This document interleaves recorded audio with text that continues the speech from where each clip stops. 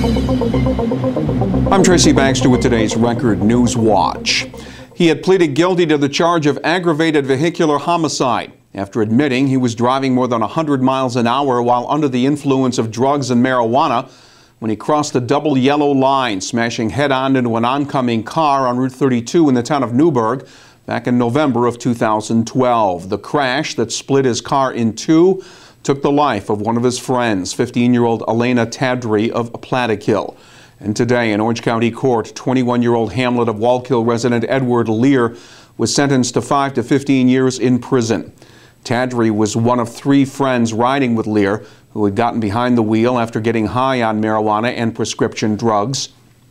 Lear's two other passengers, 19-year-old Christopher Giamarino and 18-year-old Nicole Galgan, were seriously hurt, as was the driver of the other vehicle. Elena Tadry's parents spoke at sentencing, talking about their devastating loss. She's always in my heart. The hole in my heart's never going to go away. She's always there.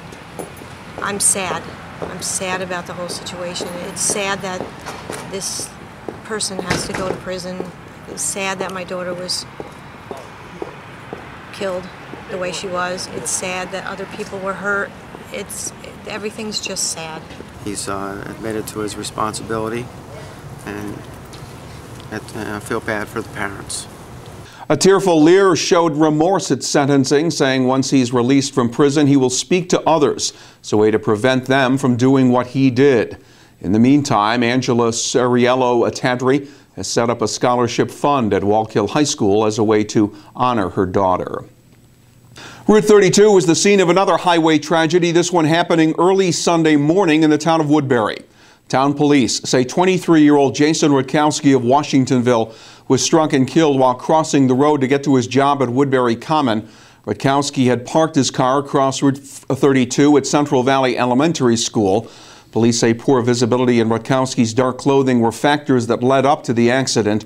The driver was not charged. Police say a passenger in the car worked at the same store and knew Rutkowski and was also on her way to work.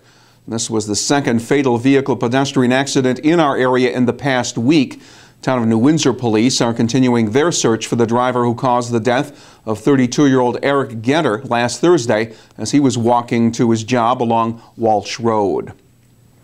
Police in Kingston have released an artist's sketch of the man wanted for a rape and burglary that occurred at a residence on Henry Street last Wednesday. The man, described as a white male between 40 and 50 years old, broke into the residence, sexually assaulted the female occupant, and left with stolen items. The suspect is about 6 feet 2 inches tall, 200 to 230 pounds, with 2 missing front teeth.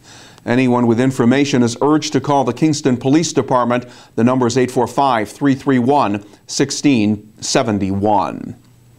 Can a new 250-bed Sullivan County jail be built that would not only meet state standards but also be constructed at about half the cost of the current $80 million estimate? Well, the Missouri-based Goldberg Group architectural firm gets the chance tomorrow to convince county legislators. They're under pressure to replace or renovate the antiquated and overcrowded jail in Monticello that could be forcibly closed because of a long list of deficiencies. The most recent design estimates put the price tag for a new jail at $80 million. According to a state audit, the county would save about $108 million over the 50-year life of a new jail facility, due largely to the ongoing expense of having to send inmates to other facilities. In Ulster County, a woman from Accord was charged with misdemeanor endangering the welfare of a child after she left her 12-year-old son on Route 209. According to state police, 31-year-old Alicia Sickler got into an argument with her 2 young children while en route to Walmart. Police say she pulled over, her 12-year-old got out, and then she drove off. After finishing her shopping, Sickler drove home to Accord. She was later arrested for leaving the boy on a state highway by himself. Sickler was released pending a Town of Wawarsing court appearance Friday. Mount Hope Town Hall is getting a makeover as new town supervisor Chad Volpe has begun renovations to a building that he says was neglected and left in a state of disrepair by longtime supervisor Bill Novak. Volpe was doing some work over the weekend in the supervisor's office. Basically, when we came in here, the carpet that was in here, your feet even stuck to it just walking in here. Again, just from years of neglect. So we ripped up the carpet, we ripped up the padding, and that kind of subsided some of the odors and stuff that had been collected in here throughout the years. The walls, we scrubbed them down, primed them, and then painted them. We just painted over the paneling. I just need a workable office as soon as possible. Volpe said the goal is to have the cleaning, painting, and renovations done in time for the next town board meeting. He and others have taken Novak to task for the condition of town buildings, as well as the long-closed Otisville Elementary School. Not everyone's pointing fingers at Novak. Town Councilwoman Janet Sutherland called his management of the town, quote, phenomenal.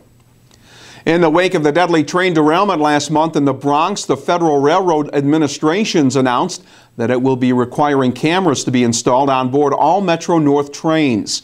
Those pushing for the move say the cameras will aid in investigations of rail accidents, could also serve as a deterrent to any future employee misconduct. Cameras are expected to be installed within a year. And the Mulberry House Senior Citizen Center in Middletown came alive with music Sunday during a celebration to honor the life and memory of Dr. Martin Luther King Jr.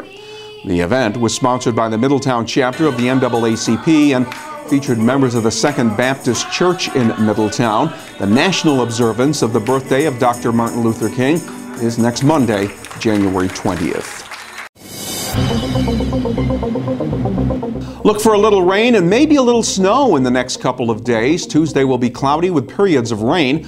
The highs will be in the upper 40s. More clouds in the forecast for Wednesday, and precipitation then will probably be in the form of a few wet snow showers. Temperatures will top out in the upper 30s. Well, stay connected to what's happening by starting your day with the Times-Herald Record, and when news breaks, you will find it here at Record Online. For Record Newswatch, I'm Tracy Baxter.